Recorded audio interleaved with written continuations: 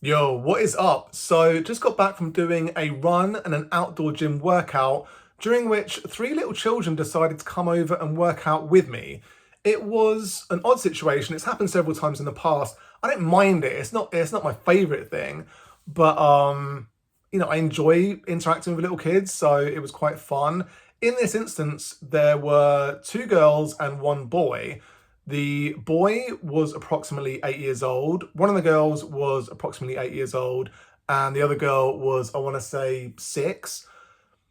The boy was the first to interact with me, and when I took my headphones out, the first thing he said was, "Can you moonwalk?" And that really took me by surprise. I kind of just burst out laughing because I found it such an odd question as an opening gambit.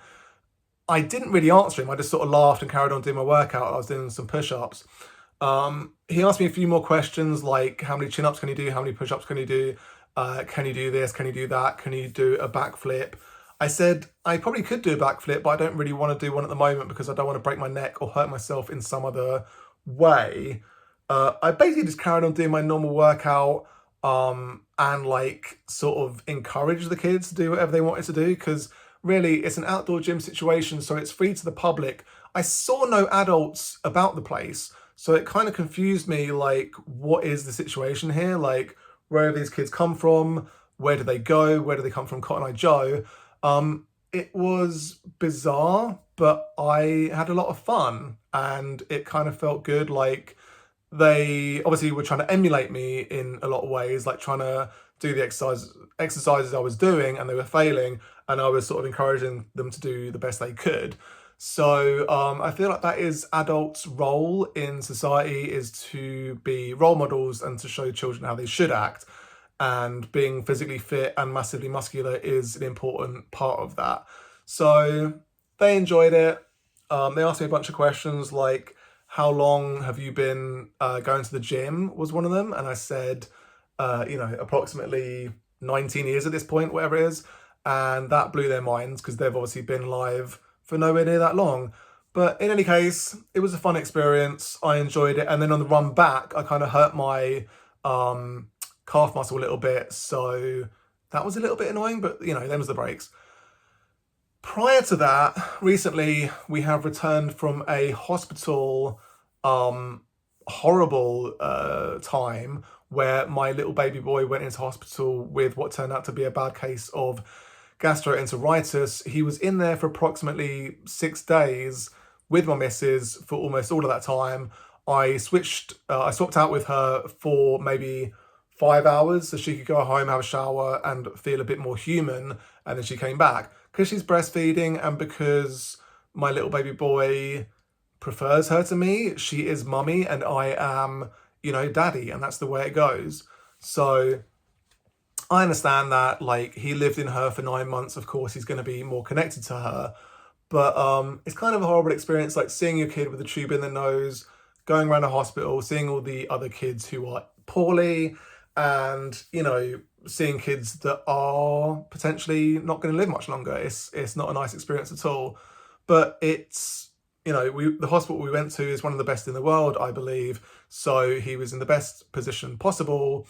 And the kind of one of the worst things about it was just the uncertainty of what is going on. And the problem is in medicine, a lot of the time, doctors don't know what's going on. So all they can do is guess a lot of the time and just say, well, we think this is what it is, but we're just running the tests, and the tests are not coming back anytime soon. It happened over the Easter bank holiday weekend, so things were running a bit slower. On that bank holiday Sunday, the hospital was absolutely dead. Like, there was just no one in there. It was like a post-apocalyptic nightmare where I was walking around and there was barely a soul anywhere. Like, normally there's like a concourse situation that has like a bunch of shops, a bunch of places to eat, and it was just like there was barely anyone there. It was bizarre. For the rest of the days I was there, that was like Piccadilly Circus, you know what I mean? Like, it was just so busy. So it kind of shows you, bank holiday Sunday, everyone wants to be at home, like, chilling out, eating Easter eggs. and so no one was going into hospital visiting or any of that other sort of stuff. So it shows like how all that kind of footfall is basically a result of people going in to visit people. So it's an interesting thing. A few things I came away from the horrible situation. One, there definitely is no God. 100% there's no God, because no God would allow that level of suffering, especially in children and young people. I just feel like an argument could be made for old people going through some amount of suffering as they leave this, plane of existence. Even then, I think it's pretty sick. But for little babies, little kids, little children, to be suffering and dying in horrible ways, I just feel like there's no possibility of there being a God. The second thing is the NHS is the best thing the UK has ever produced. I think it's amazing. I think we're very lucky to have it. It obviously has its faults, but the people that work at that hospital work really hard. They were really lovely. They did the best they could. We were seen like relatively quickly. Like there was a family in there when we initially went in. Excuse me. And it was like a mother and a father and a daughter, right? And we were in the like children's A&E waiting area, and all the mother was doing was complaining about how long it was taking. She was like, how much longer are we going to be here?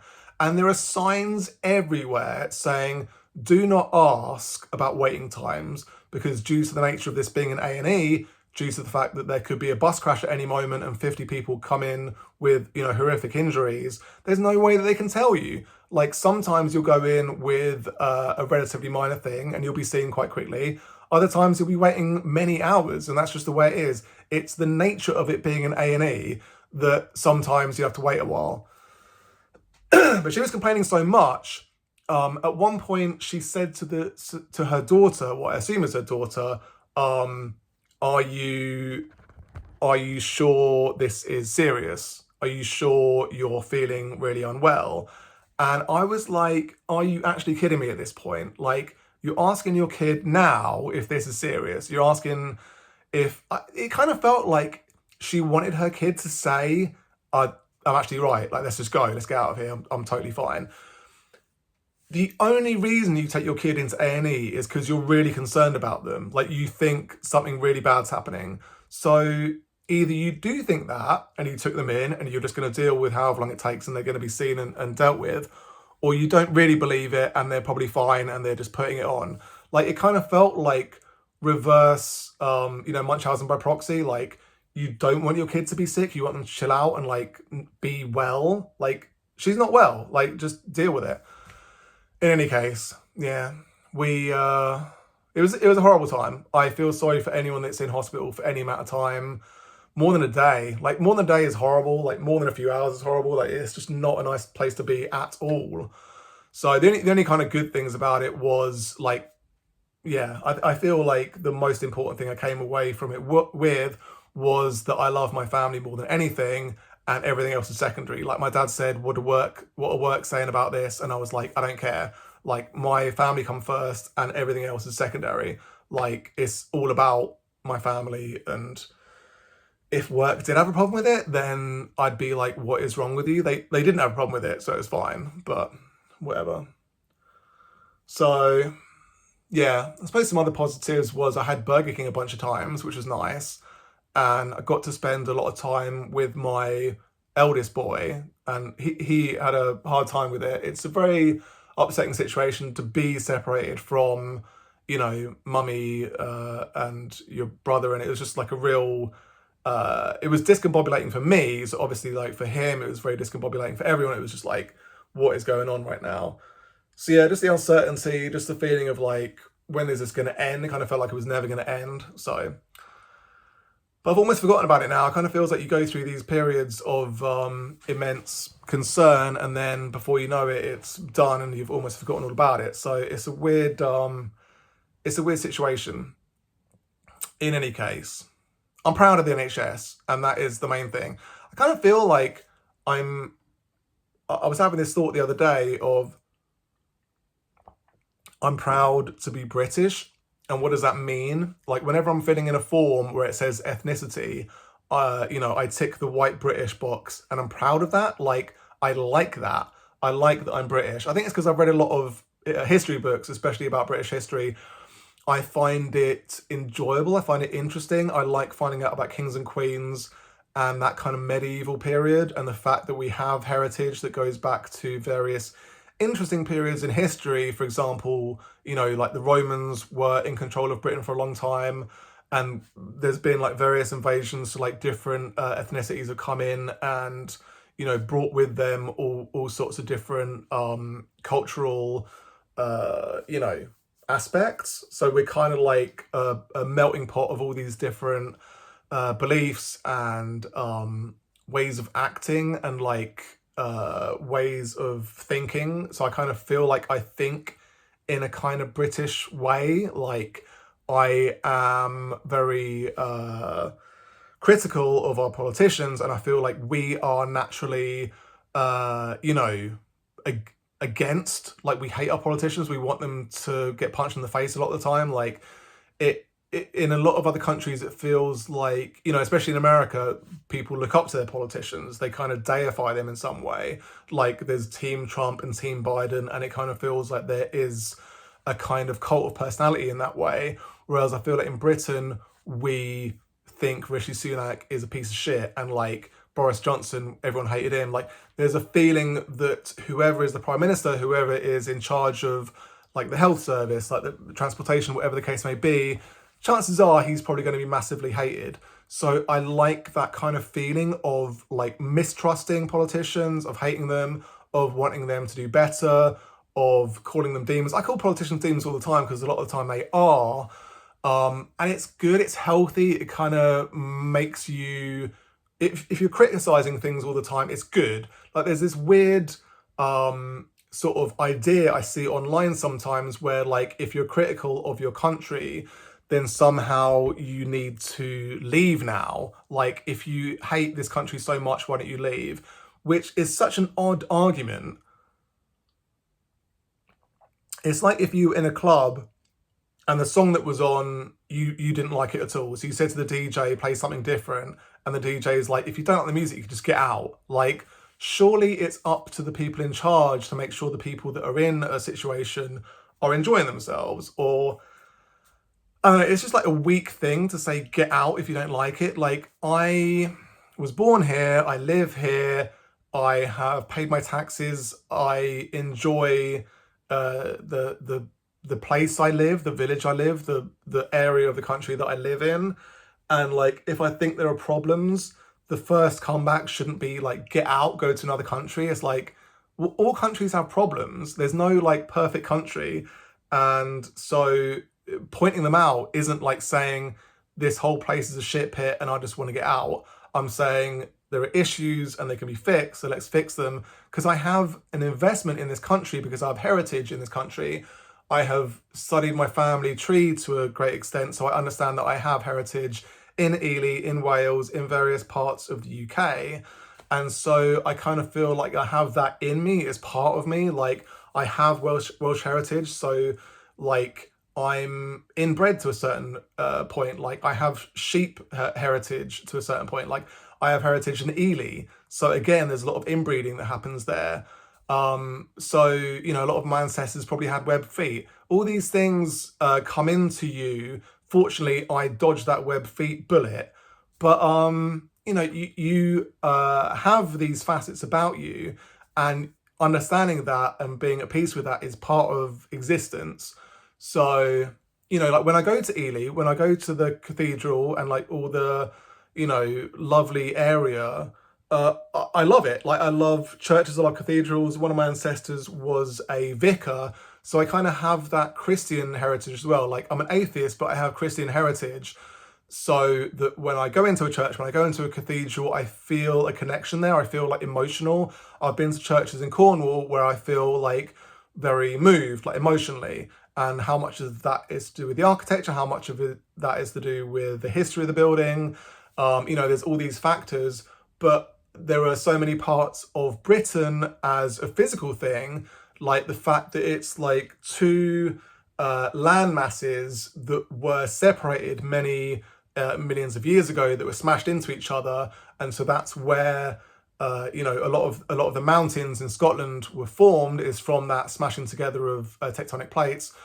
So you've got the Scotland England border. You've got like just the geography, the interesting geography, like the fact that Cornwall was its own like country to a great extent for a long time, and it has a lot of history, a lot of heritage, a lot of interesting cultural nuances. And I think, like, obviously you have to accept that there are problems in Britain's history and there are problems with Britain currently. But that doesn't necessarily mean that you have to throw the baby out with the bathwater and say, because of all these negative things about being British, therefore I should divorce myself from being British entirely. I feel like there are two schools of thought when it comes to being proud of being British. The first is that it makes no sense to declare whether or not you feel proud at all. Like, it's just a non-starter. In the same way that it makes no sense to say that you are proud of having a certain eye colour or of being like 6 foot tall. I'm 6 foot tall. I've got like blue eyes. I've got like whatever colour my hair decides to be on a certain day. Various aspects of the body that I'm in, it doesn't make sense to say that you're proud of them. It's just the way it is. Whereas some things, it makes more sense to say you're proud of.